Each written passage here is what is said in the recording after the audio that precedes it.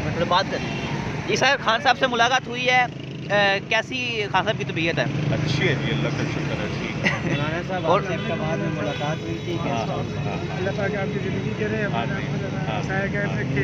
अल्लाह उनको सेहत दे, बेहतर हो रही है।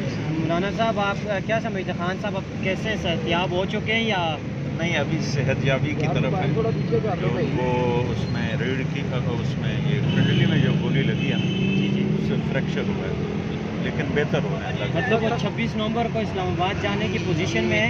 ये उनका काम है, ये मेरा काम नहीं है। बहुत शुक्रिया मौलाना साहब, आपने टाइम दिया। शुक्रिया सर।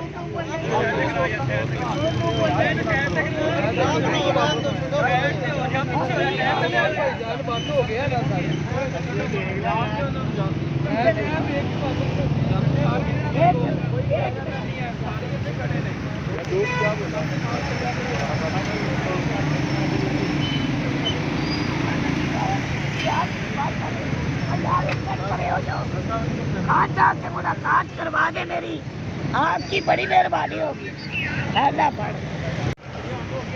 नाज़रीन, मौलाना तारक साहब इमरान खान साहब की आयत के लिए तशरीफ़ ला चुके हैं समान पार्क में। ये आप मनाज़र देख सकते हैं।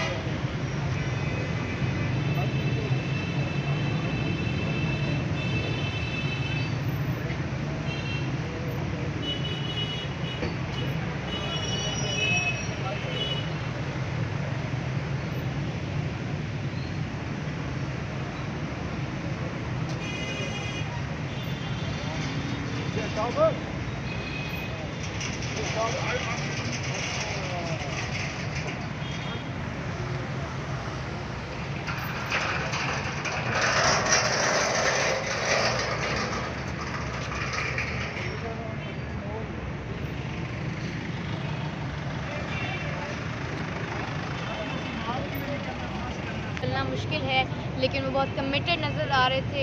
उनमें इतना जज्बा मैंने पहले कभी नहीं देखा और उन्होंने इतने अच्छे से हम सबको डील किया, क्योंकि हम क्या होते हैं, हम लोग सिर्फ उनके फ़ैन्स हैं, लेकिन इतने वो डाउन टू अर्थ है। और यही बात है कि उनकी फ़ैनशिप इतनी ज़्यादा है, उनकी सपोर्टशिप इतनी ज़्यादा है।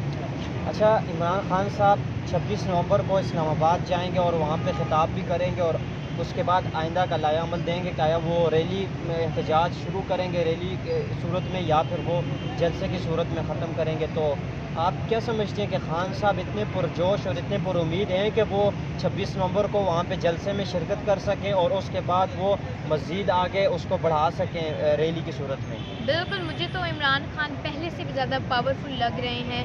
और ये जो सारे हो रहा है लॉन्ग मार्च, अगर कल इमरान ने एक टेस्ट पास कर दिया है, वो टेस्ट था कि उन्होंने पाकिस्तान के अवाम को इंसाफ दिलाना है, उसके लिए उन्होंने गोलियां भी खा ली। अब टेस्ट हम अवाम का है कि इमरान खान हो ना हो, उनके बगैर भी हम इमाम ने दिखा दिया है कि हम लोग निकल सकते हैं बाहर। और टेस्ट अब हम अवाम का रह गया कि हम लोग किस तरह अपने हक़ के लिए बाहर निकलते हैं।